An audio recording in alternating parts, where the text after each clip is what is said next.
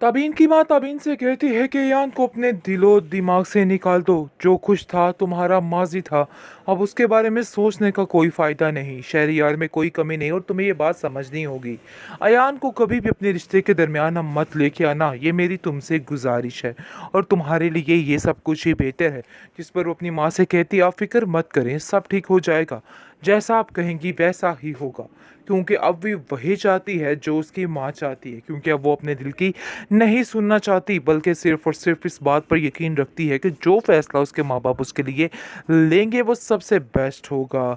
जिसकी वजह से दिन रात कोशिश कर रही है वो हर चीज़ पर यही बात सोच रही है और साफ साफ अयान को कह देती है कि मेरे दिल में तुम्हारे लिए अब कुछ भी ऐसा नहीं है। और अगर तुम ऐसा सोच रहे हो तो ये सरासर गलत है और अपने दिलो दिमाग से ये सारी बातें निकाल दो, ये सरासर बेवकूफ़ी है। आप देखेंगे कि अयान दूसरी तरफ अब अरीबा से काफ़ी ज़्यादा तल्ख़ मज़ाजी से काम ले रहा है, क्योंकि उसको समझ आ गई है कि ये अरीबा किसी की सगी नहीं हो सकती, बल्कि जो कुछ कर रही है ना सरासर सिर्फ़ और सिर्फ़ अपने मफ़ाद की खातिर कर रही है। इसके अलावा इसका कोई भी मकसद बाकी नहीं है, क्योंकि उसको पता चल चुका है ताबीन की बातों से। और कहता है कि पता नहीं क्यों ऐसा लगता है कि ताबीन की बातों में हकीकत है और वो सच बोल रही है और मेरा दिल कर रहा है कि मैं उसकी बात का यकीन कर लूँ। लेकिन आप देखेंगे कि ऐयान दो राहे पे खड़ा हो चुका है, उसको कुछ समझ नहीं आ रही। एक तरफ अरीबा का झूठा और मकारी चेहरा और दूसरी तरफ ताबीन की बातें उसको बिल्कुल लर्जा देने वाली हरकतें कर रही हैं और समझ नहीं पा रहा। अपनी माँ से कहता है कि मुझे कुछ समझ नहीं आ रही कि आखिर मैं क्या करूँ, आखिर ये अरीबा क्या चाहती है। और मैं इसको खुद भी नहीं कह सकता कि वो यहाँ से चली जाए, लेकिन मैं जान चुका हूँ कि ये लड़की वाकई में इस घर में रहने के लिए सेफ नहीं है, ये कुछ भी कर सकती है। क्योंकि बहुत जल्द इन लोगों का राज खुल जाएगा, जब सारा जेवर खा पी जाएगी और सब कुछ खत्म हो जाएगा। फिर जाकर अयान की आंखें खुलेंगे कि आखिर उसने कितना बड़ा धोखा खाया और फिर दोबारा से इस लड़की पे यकीन करना कितनी बड़ी बेवकूफ़ी थी। नहीं पोस्ट, ये सब कुछ आपका किया धरा है, आपने ही किया है। आपकी वजह से ही ये सब कुछ हुआ है।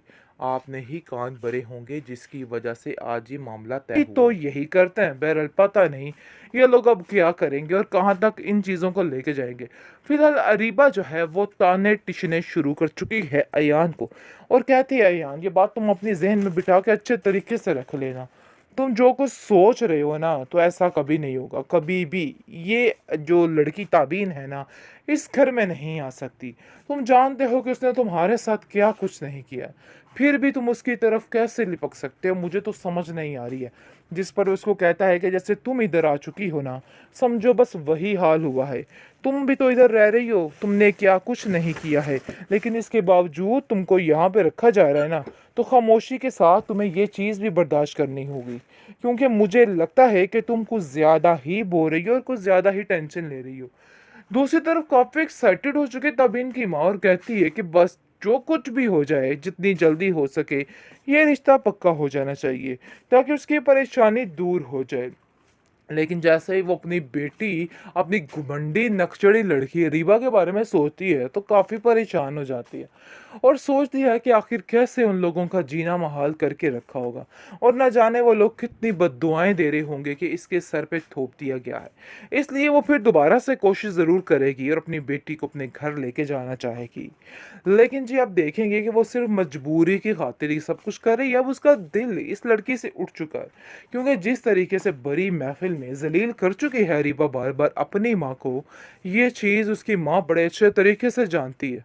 इसलिए अब वो ज़्यादा देर तक ये तमाशे बर्दाश्त नहीं करने वाली है और साफ साफ कह देगी देखो तुमने जो करना था ना सो कर लिया है, मैं तुम्हारी किसी बात पे यकीन नहीं। तो जी फाइनली फिर से रास्ते खुल चुके हैं, फिर से इन दोनों की मुलाकातें शुरू हो चुकी हैं।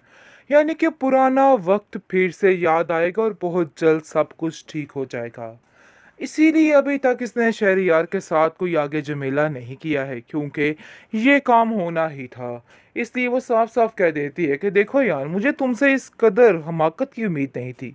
आखिर तुम कैसे उस लड़की के साथ इतने क्लोज हो सकते हो, तुम जानते हो कि रिबा ने तुम्हारे साथ क्या कुछ नहीं किया, लेकिन फिर भी तुम्हें किसी चीज़ का कोई एहसास नहीं है और तुम्हें ऐसा लगता है कि एक तुम ही हो जो बिल्कुल ठीक हो। और देखो ये बात बहुत गलत है, जिस पर वो उसको साफ साफ कह देता है कि देखो मेरी कज़न है, इसके अलावा और कुछ भी नहीं और मेरी ज़िम्मेदारी है।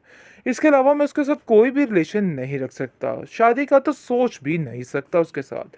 आप देखेंगे कि ताबीन अपनी लाइफ में काफ़ी ज़्यादा मगन होने की कोशिश कर रही थी, लेकिन अचानक से जैसे ही उसकी मुलाकात अयान से हो जाती है, काफ़ी परेशान, काफ़ी बेकरार हो जाती है कि आखिर ये सब कुछ क्या हो गया। फिर से उसका माज़ी उसके सामने आके कैसे खड़ा हो सकता है, कैसे हर चीज़ जो है उसके लिए बहुत मुश्किल हो गई है, ये चीज़ उसको समझ आ चुकी है।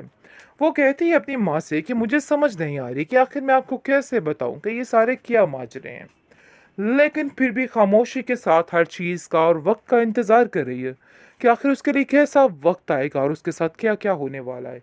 अयान फिर से उस यानी ताबीन की तरफ जाना शुरू हो जाता है और उसके दिमाग में ये चीज़ें सेट हो जाती हैं कि नहीं भई, ताबीन के साथ उसका गुज़ारा होना बहुत ज़रूरी है। बहुत ज़्यादा टेंशनें बढ़ चुकी हैं अरीबा के लिए, क्योंकि अरीबा अपनी ज़िंदगी को जितना आसान बनाने की कोशिश कर रही है ना, उतनी बदतर से बदतर इसकी ज़िंदगी होने वाली है। अब तो उसकी फूफो जान कहती हैं कि देखो अरीबा, तुम तो कहती हो मेरे पास टका नहीं है, कोई पैसा नहीं है मतलब कि, और कैसे तुम ये सारी शॉपिंग्स कर रही हो और सारा कुछ कर रही हो, मुझे तो कुछ समझ नहीं आती। अयान का बहाना बनाकर हर चीज़ को कवर करती जा रही है।